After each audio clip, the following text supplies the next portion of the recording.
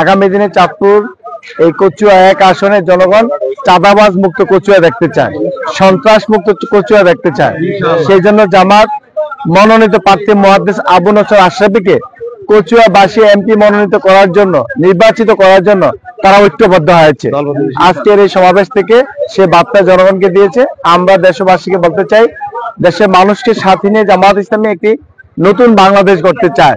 সেই জন্য কচুয়াবাসী যে প্রার্থীর জন্য কাজ করছে, আমরা কচুয়াবাসীকে ঐক্যবদ্ধভাবে দল মত নির্বিশেষে সকল মানুষকে, নারী পুরুষ আবাল বৃদ্ধ বনিতা সবাইকে সাথে নিয়ে একটি মডেল কচুয়া উপহার দেওয়ার জন্য জামাত মনোনীত প্রার্থী আবু নসর আশরাফী ভাইয়ের জন্য আজকে এখন থেকেই মাঠে নেমে যাওয়া দরকার। কি বলেন আপনারা?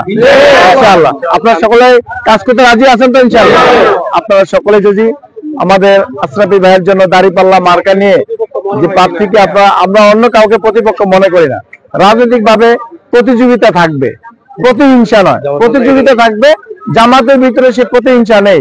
জামাত জনগণকে নিয়ে কাজ করে যাচ্ছে। কেউ যদি মনে করে জামাত এগিয়ে যাচ্ছে, সেটা জনগণ নির্ধারণ করবে।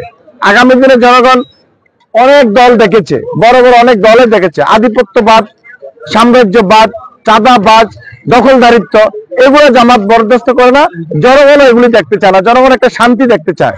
সেই শান্তির বাংলাদেশ করতে হলে শান্তির মানুষকে নির্বাচিত করতে হবে।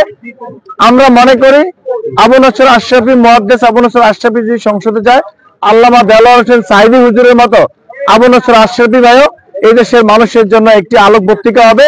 আজকে যে জনস্রোত দেখেছি, এই বৈরী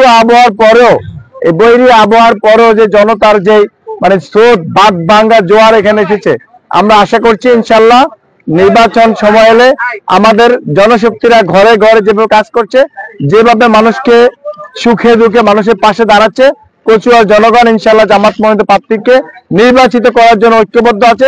বিপুল ভোটের ব্যবধানে এখানে আশরাফী ভাই এখানে বিজয় লাভ করবে ইনশাআল্লাহ। একটি মাইল ফলক হবে, আলেম সমাজের পক্ষ থেকে একটি ঐতিহাসিক ভূমিকা পালন করবে ইনশাআল্লাহ। আমরা কচুয়া মডেল কচুয়া উপহার দিতে পারবে। আমরা সবার কাছে দোয়া চাই, আমাদের প্রার্থীর জন্য আপনাদের কাছে দোয়া চাই। সকল সাংবাদিককে আমরা ধন্যবাদ জানাচ্ছি আমাদের এই প্রোগ্রামকে কভারেজ দেওয়ার জন্য। আপনাদের সকলকে ধন্যবাদ জানিয়ে